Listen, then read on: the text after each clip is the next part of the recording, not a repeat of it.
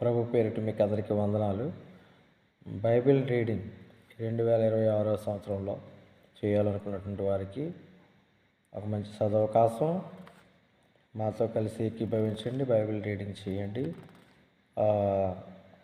అవసరమైతే మీరు చదివినటువంటివి వినిపించండి. అనేక మందికి ఉన్నదన్నట్టుగా వాక్యాన్ని బోధించడానికి సువార్థికులకు ఎంతగానో ఉపయోగపడుతున్నాయి. అలాగే ఉన్నదన్నట్టుగా వాక్యం వినడానికి కూడా విశ్వాసులు అనేక మంది ఆధ్యాత్మికంగా బలపరచబడటానికి అవకాశం ఉంది. ఓకేనండి. ఇక ఆదికాండం 2వ అధ్యాయంలోనికి మనం వెళుతున్నాం. ఆకాశమును భూమియు వాటిలోనున్న సమస్త సమూహమును సంపూర్తి చేయబడును. దేవుడు తాను చేసిన తన పని 7వ దినములోగా సంపూర్తి చేసి తాను చేసిన తన పని అంతటి నుండి 7వ దినమున విశ్రమించెను.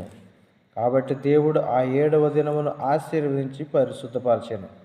ఎలయనగా దానిలో దేవుడు తాను చేసినట్టు సృజించినట్టు తన పని అంతటి నుండి విశ్రమించెను. దేవుడైన యెహోవా భూమిని ఆకాశమును చేసిన దినమందు భూమి ఆకాశములు సృజించబడినప్పుడు వాటి ఉత్పత్తి క్రమము ఇదే. అది వరకు పొలమందలి ఏ పొదయు భూమి మీద నుండలేదు, పొలమందలి ఏ చెట్టును మలవలేదు. ఎలయనగా దేవుడైన యెహోవా భూమి మీద వాన కురిపించలేదు, నేలను సేద్యపరచటకు నరుడు లేడు. అయితే ఆవిరి భూమి నుండి లేచి నేల అంతటిని తడిపెను.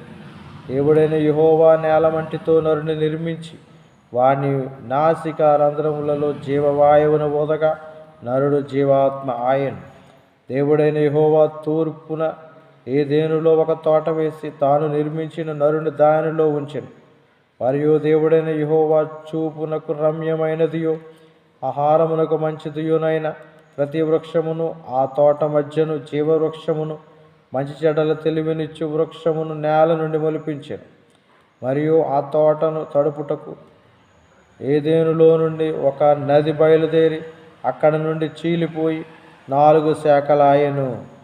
మొదటి దాని పేరు ఫీషోను. అది హవీలా దేశమంతటి చుట్టూ పారుచున్నది. అక్కడ బంగారం ఉన్నది. ఆ దేశపు బంగారము శ్రేష్టమైనది. అక్కడ బోళమును గోమేధికములను దొరుకును. రెండవ నది పేరు గీహోను. అది కూషు దేశమంతటి చుట్టూ పారుచున్నది. మూడవ నది పేరు హిద్దెకేలు. అది అషూరు తూర్పు వైపున పారుచున్నది. 4వది నది యోప్రటీసు.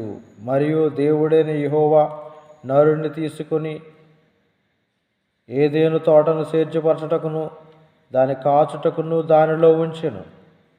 మరియు దేవుడైన యెహోవా ఈ తోటలోనున్న ప్రతి వృక్ష ఫలములను నీవు నిరభ్యంతరముగా తినవచ్చును. అయితే మంచి చెడ్డల తెలివినిచ్చు వృక్ష ఫలములను తినకూడదు. నీవు వాటిని తిన్నదినమున నిశ్చయముగా చచ్చుతావని నరుని ఆజ్ఞాపించాను. మరియు దేవుడైన యెహోవా నరుడు ఒంటరిగా నుండడం మంచిది కాదు, వానికి సాటి అయిన సహాయమును వాని కొరకు చేయుదును అనుకొనెను. దేవుడైన యెహోవా ప్రతి భూజంతువును ప్రతి ఆకాశ పక్షిని నేల నుండి నిర్మించి ఆదాము వాటికి ఏ పేరు పెట్టునో చూచుటకు అతని యొద్దకు వాటిని రప్పించెను. జీవము గల ప్రతిదానికి ఆదాము ఏ పేరు పెట్టెనో ఆ పేరు దానికి కలిగెను. అప్పుడు ఆదాము సమస్త పశువులకును ఆకాశ పక్షులకును సమస్త భూజంతువులకును పేరులు పెట్టెను. అయినను ఆదామునకు సాటి అయిన సహాయము అతనికి లేకపోయెను.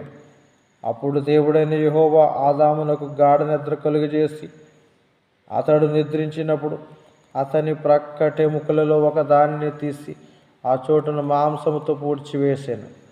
తరువాత దేవుడైన యెహోవా తాను ఆదాము నుండి తీసిన ప్రక్కటెముకను స్త్రీనిగా నిర్మించి ఆమెను ఆదాము వద్దకు తీసుకుని వచ్చాను.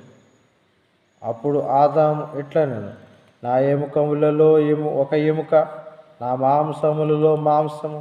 ఇది నరునిలో నుండి తీయబడిన గనుక నారి అనబడును. కాబట్టి పురుషుడు తన తండ్రిని తన తల్లిని విడిచి తన భార్యను హత్తుకొనును, వారు ఏక శరీరమయ్యుందురు. అప్పుడు ఆదామును అతని భార్యయు వారిద్దరూ దిగంబరులుగా నుండిరి. అయితే వారు సిగ్గు ఎరుగకయుండిరి. ఆదికాండము 2వ అధ్యాయము ముగించబడినది. ప్రభు పేరిట మరొకసారి మీకు వందనాలు. ఈ యొక్క బైబిల్ రీడింగ్లో మీరు కూడా పాల్పొందండి. నెలాఖరుని 30 ప్రశ్నలతో చక్కటి జవాబులు కూడా అందించండి. అలాగే మొబైల్ రీఛార్జ్ ఎవ్రీ మంత్ కొంతమందికి మొబైల్ రీఛార్జ్ ఫ్రీగా చేయటానికి మరి మన మధ్య ప్రోత్సాహకులు ఉన్నారు. దయచేసి ఇక బైబిల్ రీడింగ్ చేస్తూ ఈ యొక్క కార్యక్రమాలను అనుసరించి ఒక చక్కటి ప్రోత్సాహాన్ని అందించాలని ప్రభు పేరిట మీకు వందనాలు తెలియపరుస్తూ ఉన్నాం. నా పేరు బ్రదర్ టి జియోన్ రాజు. నా mobile number 9603055078. Thank you all of you.